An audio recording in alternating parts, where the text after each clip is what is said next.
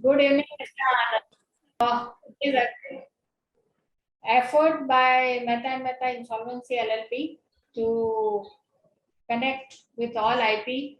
I'll request all IP to be as we meet as an informally way. This way, it should be kind of a discussion platform only. So whatever each IP has experienced, we will share as a friend and a professional colleague. And in view of that, only this webinar is started. I'm really thanks to all my colleagues and friends who are giving so wholeheartedly support, which I never expected, honestly. And everyone is supporting and active. Thanks a lot for this kind of encouragement. Thanks all. And as friends, nowadays CRP is not working, our personal guarantor only is working. So we thought that we should have personal guarantor because the situation is there. Then I asked everyone who is doing personal guarantor what it is, though I have also taken now personal guarantor. Honestly, each IP initially thought, no, Baba, pehle kiya tha. We have not to start. We suffered a lot of new thing to learn. But at last we realized that nowadays only personal guarantor comes. So to keep a meter on, everyone started taking personal guarantor also. So in that case, we have to learn now personal guarantor also. No choice, starter or second, but we have to take it. So everyone has started taking because all banks and everyone is coming with personal guarantors. So this is a second way of phase of IBC, where we all are now entering personal guarantor process. So again, when I was checking who else finished or completed personal guarantor, and I realized everyone has reached the stage where the report is only filed with NCLT and it is pending. I think one case, I think admission has happened and report is accepted, one or two cases. But otherwise, still the stage is that only. Madam, in my case, it has been accepted. I already. Then we are the right person as a panel. Right.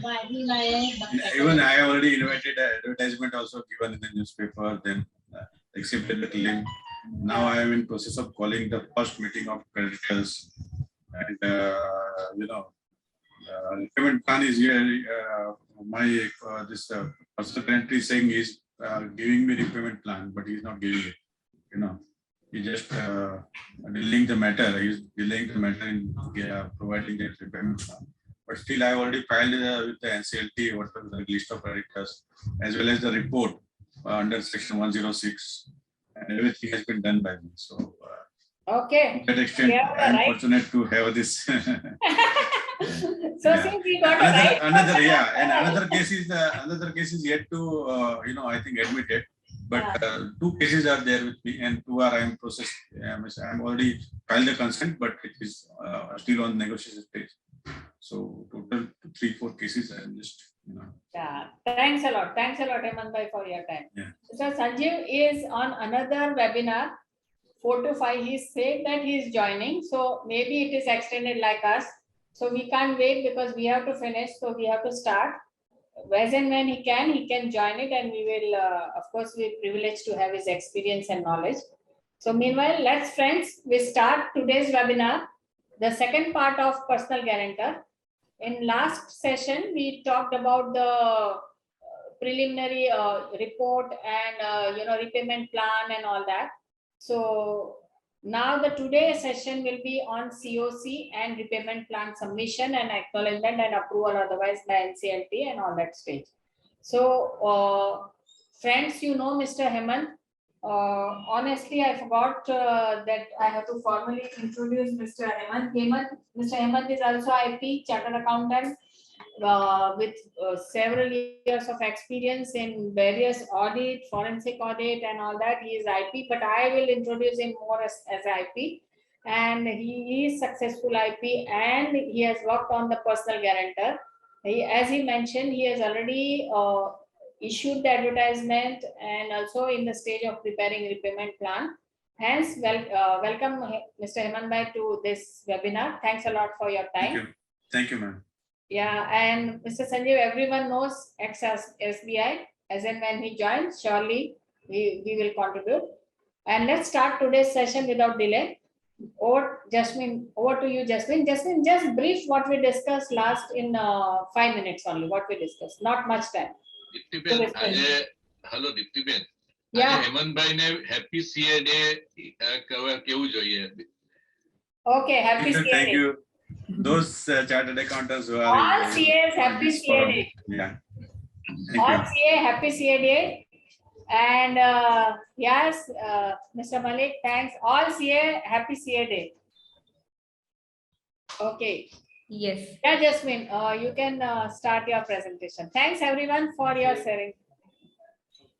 Good evening to all the panelists and all the participants who've given this opportunity, and it is always a pleasure to have all of you. Before we start today's session, I'll just, like Dipti ma'am said, I'll just give a 5-minute brief on what we discussed in the last session. Very quick overview. So in the insolvency resolution for personal guarantors to corporate debtors, an application for initiation can be filed either by the personal guarantor itself or by the creditor. If the application is filed by the creditor has to give a 14-day prior notice, demand notice to the creditor, to the personal guarantor in that case.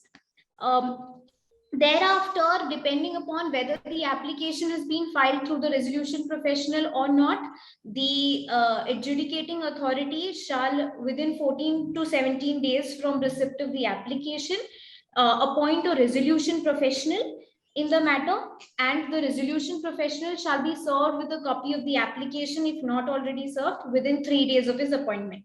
Thereafter, a report shall be prepared by the resolution professional for recommending that whether the application shall be approved or rejected by the adjudicating authority, which shall be within 10 days of his appointment. On the basis of this report, the adjudicating authority will be required to admit or reject the application.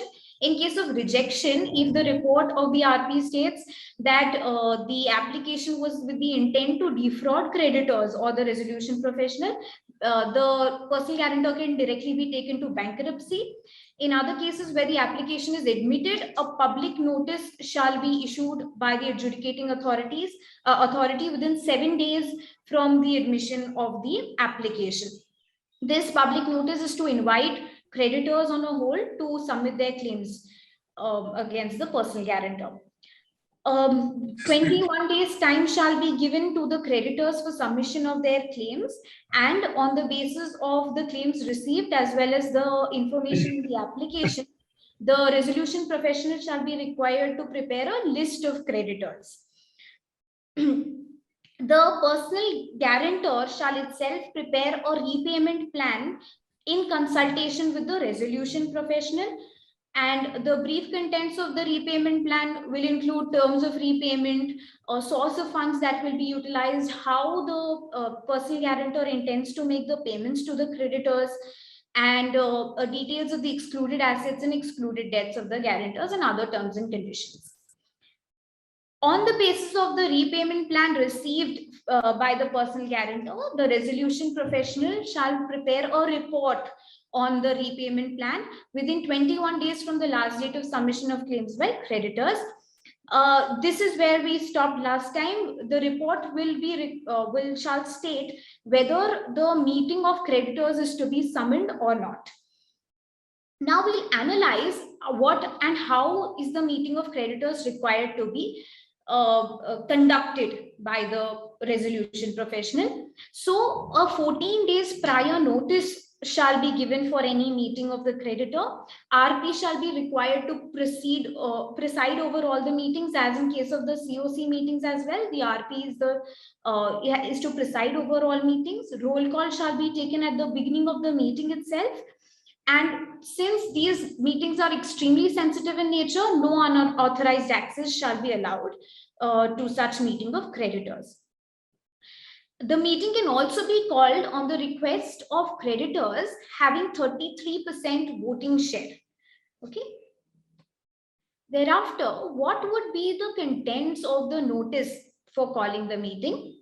The notice shall mention the date, time, venue of the meeting. Thereafter, it shall also state an option to the creditors to participate either in person through video conferencing, and the last is through proxy, and an option to vote by the creditors in person through proxy or by electronic means if the same is provided. The agenda shall be mentioned in detail in the notice, and it shall be segregated into two parts, namely matters that are to be discussed at the meeting and the matters that are required to be voted upon by the creditors. And the notice shall have relevant documents for decision-making purpose as an annexure to it. So what are the documents that are actually required to be attached to the notice? These are compulsory attachments. One is the address of the adjudicating authority shall always be mentioned, to which the repayment plan has been submitted. Second is the copy of the repayment plan that has been submitted by the personal guarantor. Third is a copy of statement of affairs. We will discuss in detail about the contents of statement of affairs in the subsequent slide. Thereafter, the report of the resolution professional on the repayment plan is required to be submitted, and a form for proxy voting. Proxy voting form is in form C. Any creditor that wishes to appoint a proxy shall do so by submitting form C to the resolution professional at least 24 hours prior to the meeting. And the proxy shall have the right to attend as well as vote in the meeting on behalf of the creditor. So the IBPI regulation 10 provides what is the matter or what are the details to be mentioned in the statement of affairs to be attached with the notice.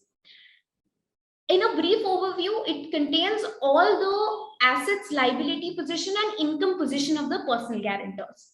So it shall state assets and liabilities for preceding 3 financial years and the current financial year, excluded assets and excluded debts of the person. Jasveen, Hemant, what was your experience when you were preparing the statement of affairs, asset liability, from where you get the details and all that? Yeah, madam, firstly, I would like to say that, I will just start from the beginning, because as the Jasveen madam said, advertisement has to be given in newspaper by NCLT. NCLT doesn't give anything. They are just directing as an resolution professional to issue the advertisement and accept the claim from the creditors. So normally, wherever there is a direction that NCLT will do this, NCLT will do that, the one has to understand that NCLT will direct resolution professional. That is implied for. Okay. Now, as regard to statement of affairs are concerned, this is possible only and only if the personal guarantor is giving you the cooperation and he is in a position to give, he is extending his full cooperation. Now, I have already written several letters to the personal guarantor and several reminders. And there is a provision under the regulation also. If he doesn't cooperate, then I have to seek the direction from NCLT. So at present, I am seeking the direction from NCLT that my personal guarantor is not responding in a proper way. As and when he wanted to, just verify the claim, he has already visited to my place twice, and he has taken all the details. And so far as providing the details from the personal guarantor is still a very difficult task, and it will be a difficult task for any resolution professional for that matter. And you cannot force, you have to just write to NCLT only. There is no provision of any other thing. As there are in bankruptcy, you have to take possession and everything. Here you cannot take any possession of the assets, and nothing required for RP has not to take any possession as such. But, so I'm waiting for the response of NCLT. I have already filed the non-cooperation application and everything. But anything support from creditors? So your I have already asked to the creditor also that whatever statement of assets and liability which they have taken, while sanctioning the loan, whether it is 2-year-old, 3-year-old, or 5 years old, at least provide me some document where I can establish that these are the assets of the personal guarantor. However, normal as usual, they don't have those records with them. They say, okay, we have only just net worth certificate. A net worth certificate certified by a chartered accountant. So it is meaningless to ask derive anything from that net worth certificate, and very difficult to proceed for this particular thing. I got certain details from certain agreement and where he's holding so much share in so many companies. But other than that, very difficult for me to proceed ahead. So I was already taken, I already gone to NCLT for seeing further direction in the matter. So you filed a case against the promoter for non-contribution, non-support. Yeah, non-cooperation. And It's the personal guarantor. yeah, and what about the income statement? So whether income tax is helping you or you can enter. See, I already asked about the login and password, user ID and password, etc. There are 37 to 38 requirement as per the. I have already gone through the bankruptcy this code as well as through regulations, and whatever is required from the personal guarantor, I already listed it down, and 37 to 38 requirements are there. But all these requirement, this is also one of the part that income tax statement or income tax user ID password for the income tax website in the login to the particular person's income tax details. But I have not received anything yet. But anything So from income tax department we get help if we connect or anything. Yeah, but at this point of time, no doubt, I will go through it. But, only the income tax statement is not going to help me. But anyhow, I have already written the letter to the department also, and I have to visit personally for seeking his cooperation, because nowadays, everything is online. So This is very difficult to ascertain the jurisdictions, who is the assessing officer and all these things. So I think, Hemant, I want to feel that we should suggest that at least income tax department should be directed that in case of personal guarantor, income tax department should help the IP for this reason. If we don't get, if there is a direction to the income tax department that if you get a request, they should be given access to the code and all, so that they can see the requirement. I think that should be the direction from IBBI at least. What yes, that should be the direction. Yes, and normally I am getting cooperation using my another CIRP where the accounts were attached by income tax department. After follow up of 1 year, I could be in a position to get those accounts operated. The attachment was lifted by the income tax department. And I could be in a position to recover 70 lakhs rupees from those bank accounts. But here it is very difficult. But anyhow, I am trying my best, and let us see. So I think that's why I see a lot of time goes, which is statutorily required, permitted, but practically, if there is a direction or kind of thing, it is helpful to us. That yes, it should be given. Yeah. Latest, Miss, I am waiting for the NCLT to give direction to the personal guarantee. Once he gives the direction, I will try from the other sources also, and try to get the information. Right. Okay. Fine. I can add. Yeah, Pandey, sir. Yeah, I can add something here. Yeah. Under the law. Good evening, sir. Thank you for joining. Good evening. Good evening.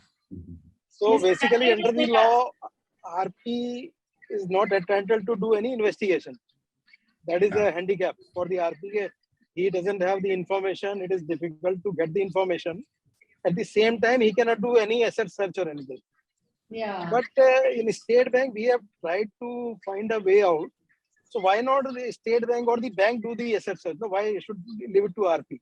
So when we file a case, simultaneously, we also assign an asset search agency to find out about the details of assets of this company. That is one. So we have some agencies who can do online search, and they have been able to bring out so many hidden assets. And second thing is that we can ask the court to let the this debtor file an affidavit in the court detailing his assets under oath. So that is a good solution. I think tried in 1 or 2 cases in, I think, Bhushan Steel or something, where we have tried it in the court. Even MCA also filed an application where the borrower or the guarantor was advised to file an asset statement in the court under oath. So in case he hides some asset, then he is taking a oath under the law, so he can be penalized. It's a contempt of court and all that. Yeah. So 2 things can be done. I think with the fear of this, some people will come out with their detailed asset and liability statement. Yeah. Yeah, Pandey sir, good suggestion. Actually, my the financial creditor is not a bank. It is a cash management company. And Okay, even there then, are even debenture trustee also in that term. so it's So not I a big will- cost you to get Yeah, a asset, sir. Maybe 10-20,000 here and there, but it's not a big cost.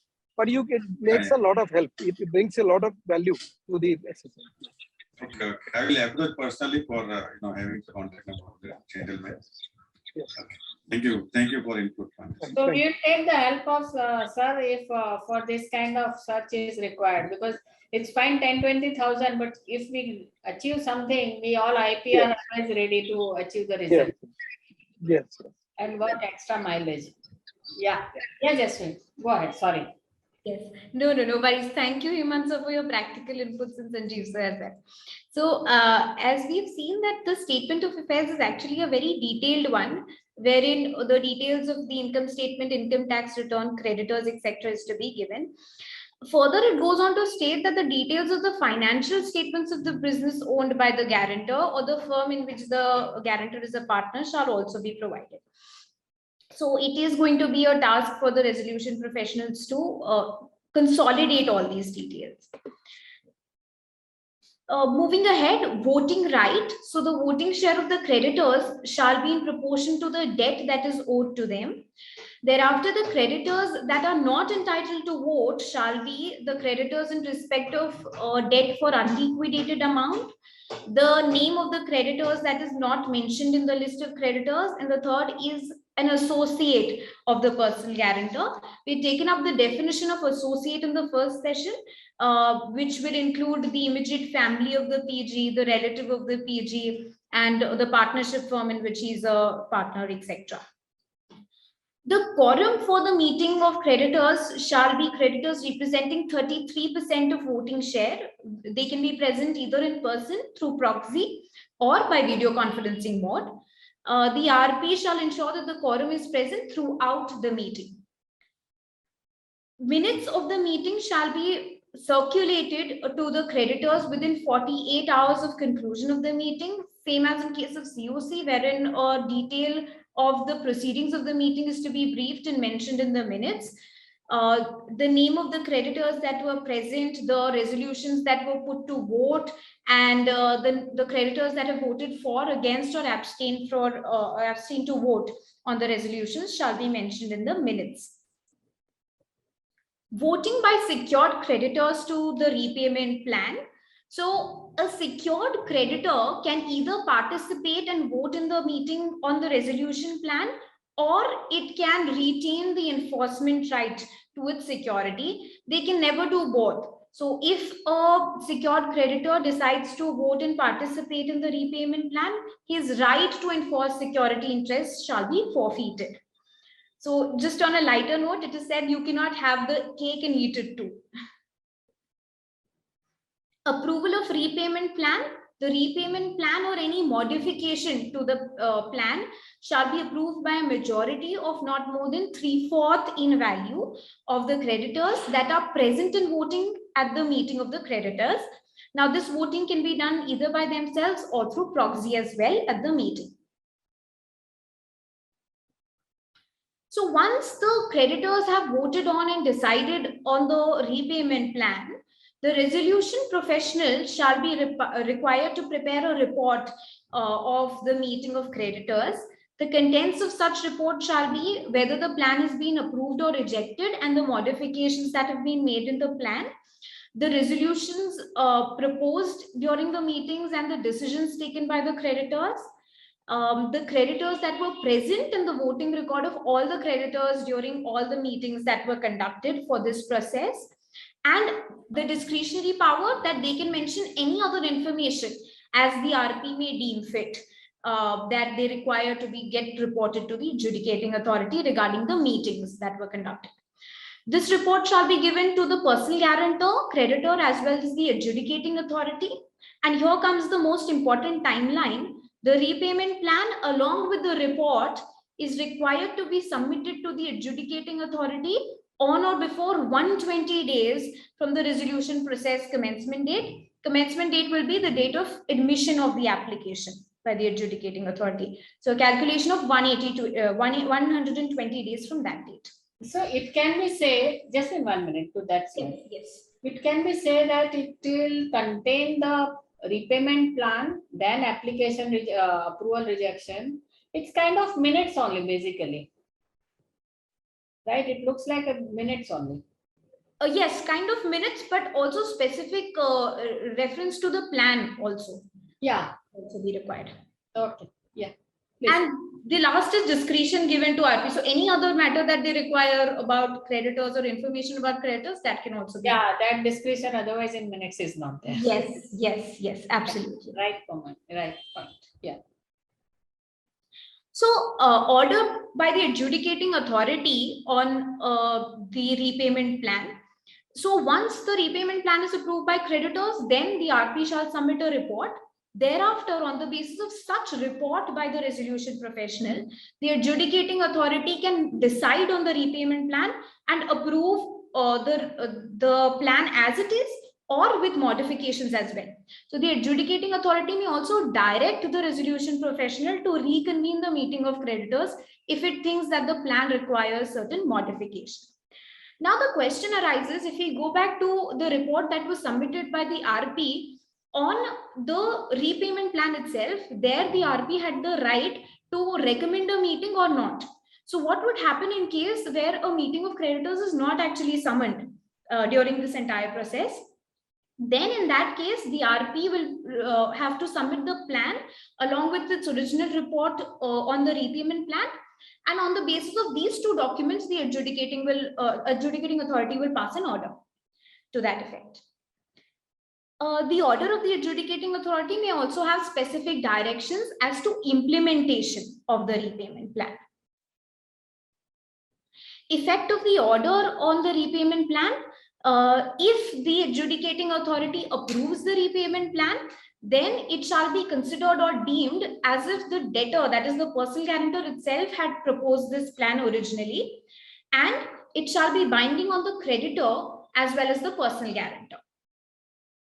And if the adjudicating authority goes ahead and rejects the plan, then the debtor and creditor shall have the right to file an application for the bankruptcy of the personal guarantor, and a copy of the order has to be served upon IPPR. Now, this is an entirely unique feature and a very special feature of this entire insolvency resolution process for personal guarantors, wherein the law has gone ahead and specified in detail about implementation and supervision of the repayment plan. The RP shall be responsible to supervise the implementation, and a right is being given to the RP that it may apply to the adjudicating authority for specific directions if there is any hurdle in the implementation of the plan. Under this discretion of the RP to apply, the regulations has mentioned a scenario wherein an application can be made to the adjudicating authority, which is as follows. If, in the opinion of the resolution professional, the guarantor has failed to meet any term, comply with any term mentioned in the repayment plan, then the resolution professional shall, within 3 days of such failure coming to its knowledge, issue a notice to the guarantor identifying and detailing the failure, to which the personal guarantor shall, within 15 days of receipt of the notice, address the issue and state the reasons why it could not, why it failed to meet the terms of the repayment plan. If the personal guarantor gives a satisfactory explanation or addresses the failure that was made within the time period of 15 days, then the RP shall just intimate the failure to the creditors within 7 days. But if the personal guarantor fails to make good the error or give a satisfactory response, then in that case, the resolution professional can apply to the adjudicating authority for specific directions. If such failure can, if the RP is of the opinion that it will affect the entire implementation of the plan, and the plan might fail due to such failure of the personal guarantor. Okay, now once the repayment plan is implemented, that is, all the terms have been complied to within the time period that was mentioned in the repayment plan itself for compliance, the RP shall within 14 days of completion of the plan, subject to an extension of maximum 7 days, it shall serve a notice that the plan has been fully implemented, a report of the RP summarizing the receipts and payments that were made, and the extent of implementation or variation. If there has been any minor variation in the plan, then a report on the same. This notice as well as the report is required to be given to the adjudicating authority, the personal guarantors, creditors, and any other person who might be bound by the repayment plan specifically. Now, coming to the second scenario, what if the plan is not implemented in full within the time period? Then in such a situation, the plan will be deemed to have come to a premature end. And in such a situation, the RP shall again be required to report the same to the adjudicating authority, specifically stating the reasons for such premature end, the receipts and payments that are made till date, and the creditors whose claims have not been satisfied yet. A power is also being given to the debtor and the creditor whose claim has not been satisfied to apply for bankruptcy of the personal guarantor. Discharge order on the basis of the report that is submitted to the adjudicating authority reporting the implementation of the plan, the RP shall make another application to the adjudicating authority requesting it for a discharge order. So the repayment plan may provide for early discharge, that is if only a part of the plan has been implemented, or a complete discharge, that is when the plan has been implemented by the personal guarantor in entirety. Then that would lead to a complete implementation. A copy of the discharge order shall be sent. But in that case, who will certify that plan is completely implemented? RP? RP in its report. Okay. So RP will report that entire plan is implemented, so it should be. Yes. On the completion itself, the RP will be required to issue a notice as well as report the same to the adjudicating authority. Yeah, madam, we have to submit a report under section 112 for plan, and thereafter he has to take care of the implementation part also. Yeah, this is going. One has to be very careful while quoting the fees. That's if you why are quoting the fees for one time, and if you are taken on a task for 3 years of implementation, one-time fees and 3 years of implementation, then it will be definitely very costly. And again, implementation, so many creditors, there will be so much twist and turn for that implementation. Which way there will be implementation? There will be different repayment schedule and style and workout set-off may be there. And, we have to check it may run for 2-3 years also. It may run for 2 or 3 years also, or more period. So, and then we have to check that everything what he committed exactly verbatim, that way implemented, each and everything we have to check from the creditors. Take a written information from them. My sense is that most of these repayment plans will come in the shape of deferred plans, not one-time settlement. Yeah. Because the guarantor will make future income, so he will commit part of his future income for repayment. Actually, market as of now doesn't even know what is the shape and structure of a repayment plan. So we have worked in SBI on how to draft a plan. It has to be very comprehensive. It has to have a lot of information and like the disclaimers and the commitments by the commission, like whoever is submitting the data.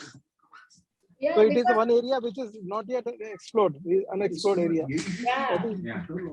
Because even in one of my case, my friend's case, repayment plan was already prepared and noticed before the creditors. But it was so low and creditors were so disappointed that they have not approved it. And finally, NCLT has to not to miss it, and he has to give a report that it is not accepted by the creditors. See, normally repayment plan are in this manner. Yeah, Pandey sir, please. Yeah, Mr. Pandey. Sanjeev sir, you were telling something. Sanjeev sir, you are telling something. Sorry. Yeah. So am I audible now? Yeah. Yes. Yeah. So what we have done, like, see, most of these repayment plans will be very, very minuscule, like compared to your exposures. Like you consider Right. Anil Ambani's plan, future plan. So his claim against him is 1,200 crore. He may come back with a plan of 15-20 crore. It will be a shocker to the bank. Yeah? So, but the fundamental thing for the creditors, which as a RP also you can explain, is that you have to weigh between a repayment plan and a bankruptcy proceeding. So that is the fundamental test. So now the repayment plan will also explain why should the creditors accept my plan. See, 3-4 advantages. One is that same assets what he is having, if he is selling them in a friendly way or on his own, he gets much better value in the market. Rather, if you go and enforce those assets in the market, then they are sold in a distressed sale. So Right. they fetch much lesser value.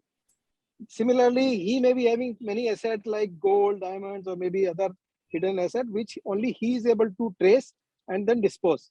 It will be very difficult for the RP or anybody else to put a value or even to trace such asset, because jewelry doesn't have anybody's name on it. It is lying in a joint locker. Yeah. So you cannot say it's his jewelry or his wife's jewelry or his daughter-in-law's jewelry. So in the West, I have seen some formats of repayment plan that are used in the UK region. So there he makes a statement, why should the creditor accept my plan? Because it has a better value than what you get in bankruptcy. There is a time factor, like you will get in bankruptcy after 2-3 years, you are getting it upfront. Same as in a liquidation and comparison to a resolution plan. Right. Second, he says, I'll get you much better value than what you get in bankruptcy, because you will have some cost of enforcement. You go to the court, waste money and time on legal expenses. I'll do that in a friendly way. So I think that should be sold to the creditors, even if he is offering less. One thing, you are able to trace all his assets. Second thing, in case he is selling it, he gets a much better value and much faster than what you get under bankruptcy. And you cut your cost. You don't get into bankruptcy costs, you don't get into legal costs, enforcement costs, all those are same. So that should be the benchmark for approval of a plan. Thank you. Right. Very much rightly said, sir. Very much rightly said, sir. Thanks a lot for your inputs. Okay.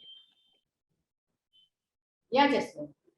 Very pertinent points raised by sir. Thank you so much, sir. Thank you, Sanjeev, sir. The effect of the discharge order is that only the persons whose names and the debts are stated in the discharge order will be discharged of their liability in respect of the debt. No other person would be discharged. Okay, certain provisions in the regulations and rules which operate as though miscellaneous provisions but hold a lot of importance in the entire process. No purchase or acquisition of any interest in the property of the guarantor can be taken place by the resolution professional or the professional appointed by the RP during the process, or any creditor. A company where the guarantor or a creditor is himself a promoter or director, or the associate of 3 people, the guarantor, the creditor, and the RP, unless a permission is obtained from the adjudicating authority specifically for such purchase. Now, in case COC process similarly there. yes, absolutely. In case the adjudicating authority finds such a violation of this, then they can set aside the purchase. One point that HEMANT sir was referring to, non-cooperation by guarantor. If during any time the guarantor does not cooperate in the conduct of the entire process or even during implementation of the plan, the RP shall prepare a statement to this effect and obtain directions by the adjudicating authority to this respect. I think HEMANT sir would has practically done it. Yeah, so it is pending with the NCLT. Now let us see how NCLT directs. Absolutely. So as suggested by Pandey sir, also I will try to obtain the affidavit for if it is possible, I will try to obtain the affidavit for. And then you always have a option of taking him to bankruptcy, because if he doesn't cooperate, then you can take charge of his assets under bankruptcy. Only challenge is to how to take that charge. But that is a challenge. Yeah. Right. So yeah. Yes. Withdrawal of application with an application for insolvency resolution can be withdrawn If it is before admission, then on the request of the applicant. If the application has already been admitted, then on the request of the applicant, but it has to be supported by 90% of the creditors. The application shall be in Form D of the rules and shall be filed with the adjudicating authority. Yeah, it is in line with 12A. Yes, 12A, 12A, Yeah. IRP, yes. Replacement of resolution professional. A resolution professional can be replaced during the process if the personal guarantor or creditor applies to the adjudicating authority for replacement of the RP, and the adjudicating authority shall then within 7 days appoint a new RP itself. Second situation is the creditors may apply. Here only creditors have the right to apply to the adjudicating authority for appointment of a new RP for the purpose of implementation of the plan. So once the process is completed, then only for implementation purpose, subject to the decision in the meeting of the creditors to this effect for the appointment of a new RP. And in this situation, the creditors can themselves recommend a new RP, though that right was not given otherwise. 1 minute, go to that slide, please, again. Yes, ma'am. It says that PG or creditor may apply to RP for replacement of RP. To the adjudicating authority for Okay. PG and creditor can, and A within 7 days. Fine. It is going to A adjudicating authority, so fine. Either personal guarantor himself or creditor can do. So in this case, replacement for implementation, again, creditors themselves will apply. Creditors may apply for implementation. No, it has to be read with section 94 and 95. Yeah. If the application has been made under section 94 by PG himself or by corporation, Okay. in that case, yeah, and if it is under 95 by creditors, then creditor has to. Okay. Yes, but only for implementation purpose, if there is new RP, then only the creditors would have the right then. The personal guarantor has no right in that. Okay, fine. Thanks. Yeah. Okay, with this, we come to the end of the insolvency resolution process, and this is a flow chart to give a very quick overview of the entire process. So what we've covered in this session is we'll start with convening of meeting of the creditors with a notice of 14 days at least, and the conduct of meeting to discuss the repayment plan. Within 48 hours, the minutes of meeting has to be circulated to the creditors. The approval of the plan shall require the voting in favor by more than 3/4 in value of the creditors. And the RP on the basis of the meeting, conduct of the meeting, shall prepare a report of the meeting of creditors. And the repayment plan along with the report is required to be submitted within 120 days from resolution commencement. The adjudicating authority may then approve or reject the repayment plan. If the plan is rejected, creditors may apply for bankruptcy. As regards implementation of the plan, upon approval, RP shall supervise. Two situations may arise. One is complete implementation within the time that is specified in the repayment plan. In that case, within 14 days, subject to an extension of maximum 7 days, the RP shall issue a notice of implementation and submit a report. And in the other case, that is premature termination, that is when the terms are not met within the time period by the personal guarantor. In that case, RP shall report the reasons and the extent to which the plan has been implemented. Application for discharge of order shall then be passed by the adjudicating authority. Application shall be made to the adjudicating authority on the basis of which they may pass a discharge order. And the unpaid creditors, in case of partial implementation or premature termination, can apply for bankruptcy of the personal guarantor. Oh, this time you are well within time. Last time I have to 6:30, you stretched. So this is well within time you have done this time. So thanks everyone. Any questions from participants? I think we have discussed enough. I would like to add one thing. Yeah, please, please. This process under section reporting and process under section 106 and 112 is the case maybe with the adjudicating authority on or before completion of 120 days from the resolution process commencement date. So this filing of the report has to be completed within 120 days. Yeah. Second thing is that, whatever report you are filing with the adjudicating authority, it has to be forwarded to creditors as well as to the personal guarantor within 3 days from the date of filing to NCLT.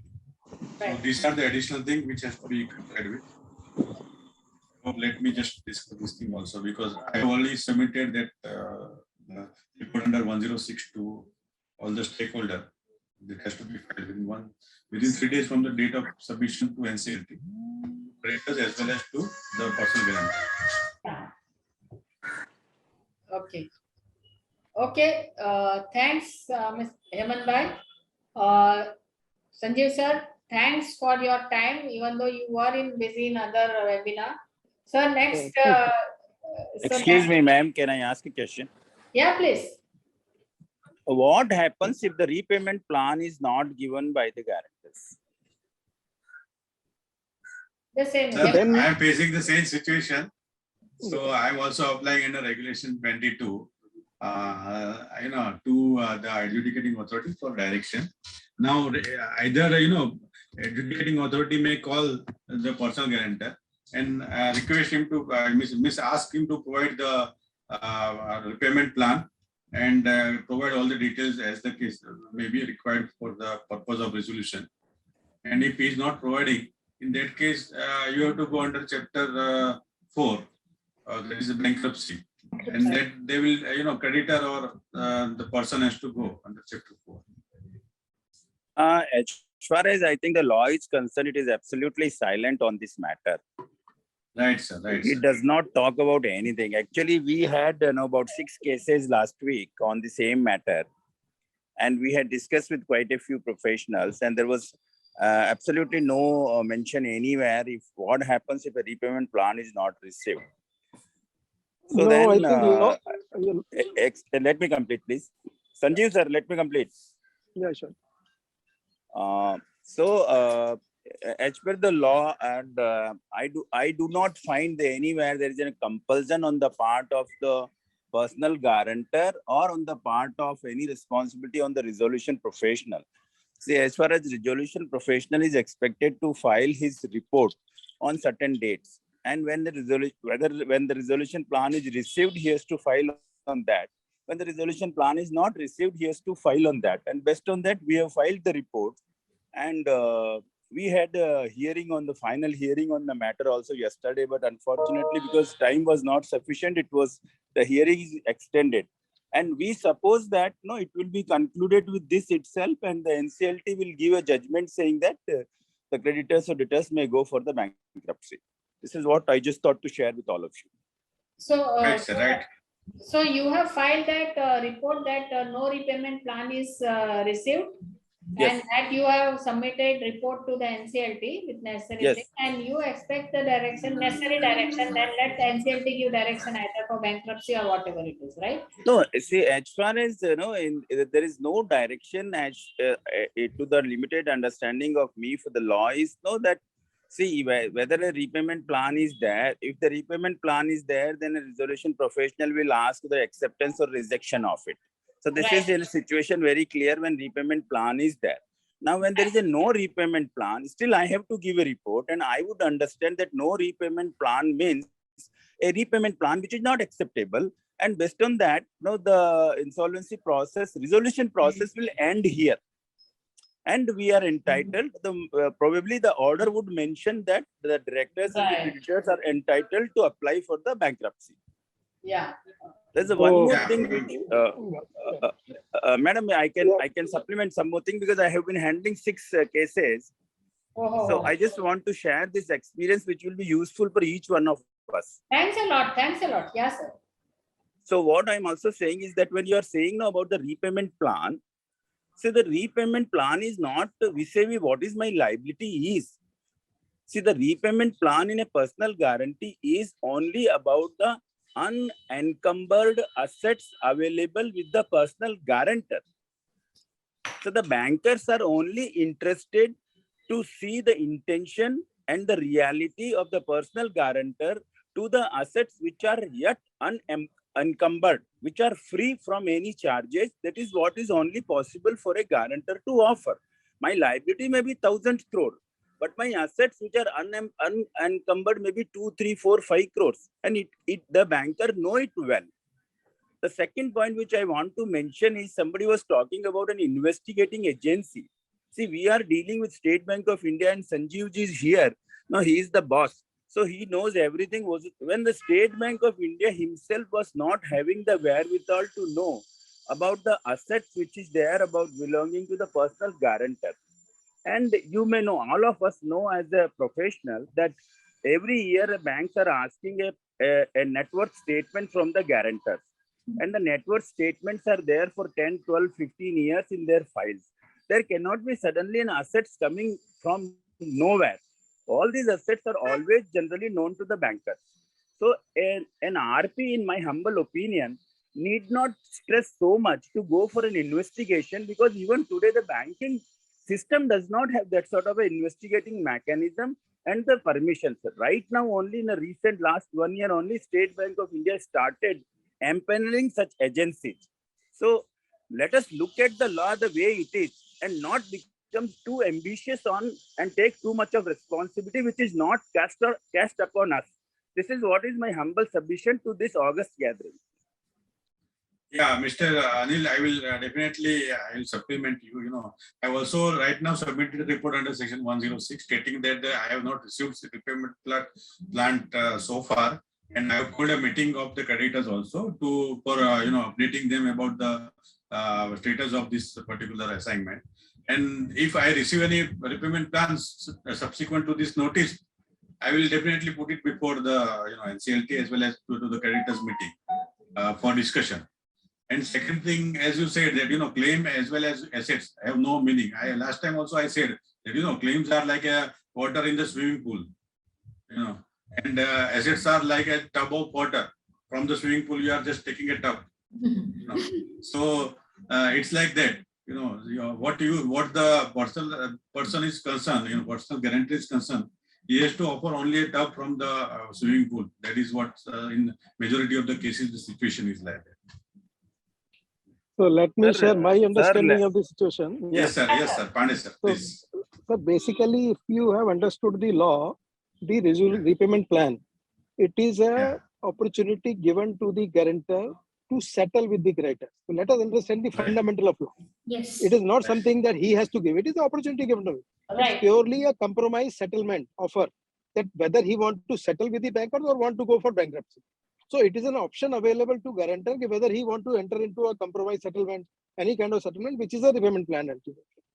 So if he doesn't give a plan, that means he doesn't want a settlement. Immediately, you are free to go for bankruptcy. Only issue is that here the bankruptcy is not automatic like corporate liquidation. You have to file separately for the bankruptcy. Any of the creditor can file. So we must understand this fundamental, that this repayment plan is nothing but an opportunity for the guarantor to settle with this creditor in a friendly way, in a mutual negotiated way. So it is not a compulsion on him. It is an opportunity given to him. He doesn't want to entertain that opportunity, so let him go. You take him to bankruptcy. It is simple. Second thing, I never said that you have to go for investigation. You don't have the power as RP. I only suggested, and even bankers are learning hard way now, that we have been taking guarantee for years, but nobody kept a track of guarantors' assets.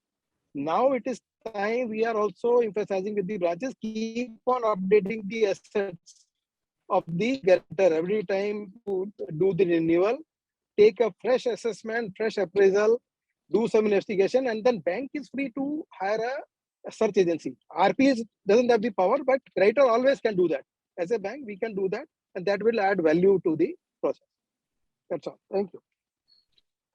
Thank you, sir. So we can say, Mr. Anil, your opinion that once repayment plan is not given, then we have to submit the report, because that is our duty as IP within that limited period of 120 days.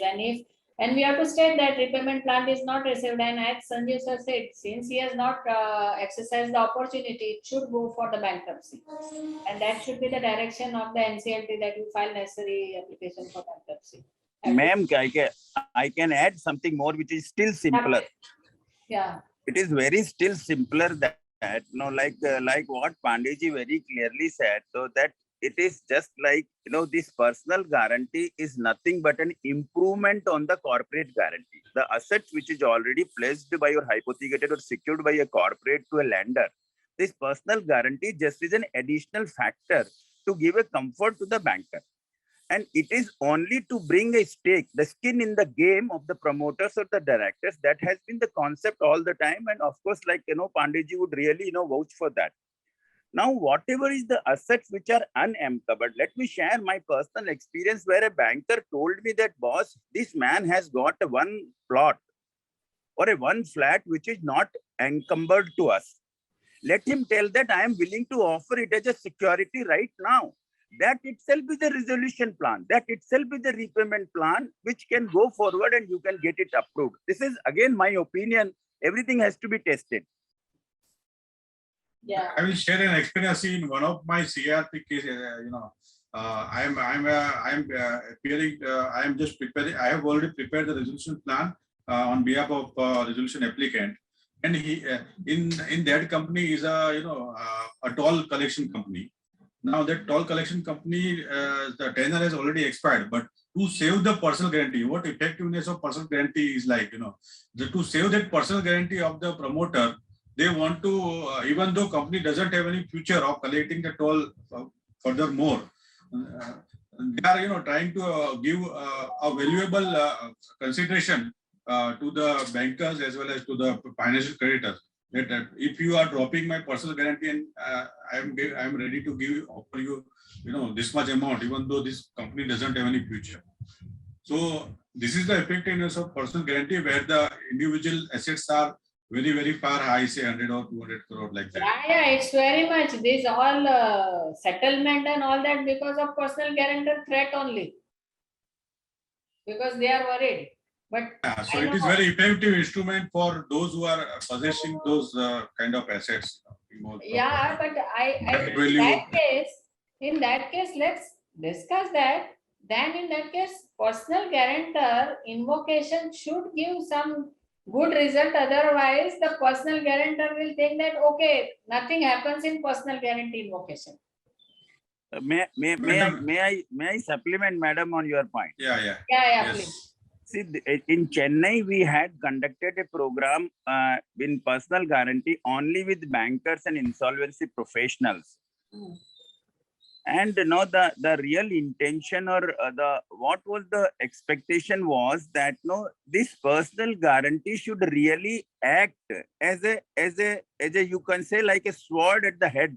Yeah. This is like a warning. This is not a really like what money I'm going to get or I'm not going to get. And like what Sanjeev ji rightly said is the repayment plan is nothing but an improvement on the bankruptcy.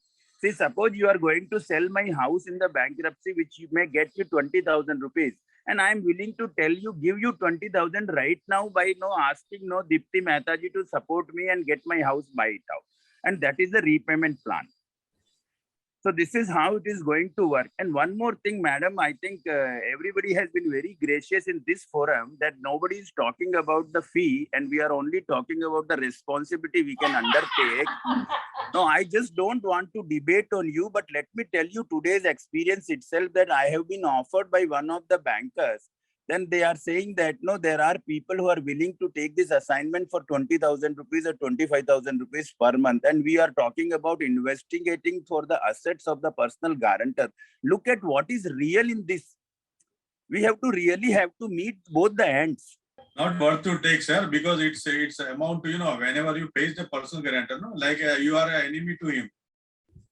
So it's really very awkward situation. So normally when we take the personal guarantee assignment, sir, we see the past of the promoter, whether he's a genuine businessman or whether he's having any kind of different history. Then only normally we try to venture into that particular assignment. See what happened initially in IBC also the same way it happened. Then people realize that it is such a big thing.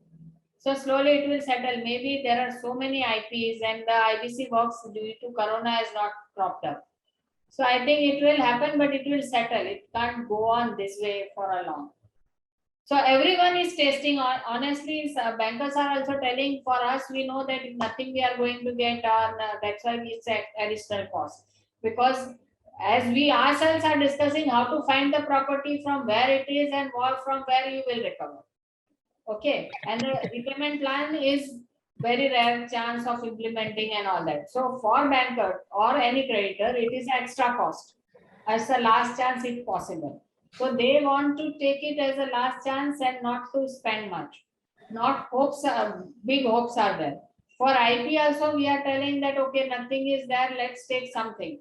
So this is the situation. Maybe after some time, the matter will be clear when the more cases will be there as it will progress and people understand the responsibility, tension, and the pressure we have to take and kind of expectation. Then I think slowly the word will spread our community and everyone will come to the fact like IBC now, no one is accepting. And luckily, it is proposed that minimum remuneration also reasonable amount, which is a good thing. So same way, I think we can expect this in our personal insolvency. Right. Let's hope. Madam, one of my friend has received a threatening from the, from the guarantor. That, you don't, he is not alone, there is a entire this group behind him. So, be careful while handling with him. So, this kind of threatening is also happening day in and day out. It's not easy to take this person with guarantee matter. You have to see the promoters, whether they are genuine businessmen and they are, real businessmen, or they are just, they would try to do the business for, cheating the people. Thereafter only you have to check it out. Also, another point on remuneration specifically is each RP has to be very cautious because RP has a role prior to commencement, during the process, and after also, wherein you have to ensure implementation and all. So, fee structure for each stage is, and the responsibility is different. Yeah. So it can be different remuneration also for each stage also. Quite possible. Quite possible. Okay, friends, any questions? I think Sanjeev sir is there or not there? I think he left. Friends, everyone, thanks a lot for your all contribution. Mr. Anil, for your inputs. Thanks a lot for your inputs. Thanks a lot. This was really helpful. We appreciate the same. Hemant bhai, thanks for your time. And our next session and last session for bankruptcy will be 15 July, Friday, again 5 to 6. I request all of you to join again. Mr. Anil, specifically, I'll request, please. Thanks a lot. Thanks everyone. Thank you. Thank you so much. Thank you. Thank you. Thanks, Sanjeev sir. Thank you. Thank you, Laura. Thank you, ma'am.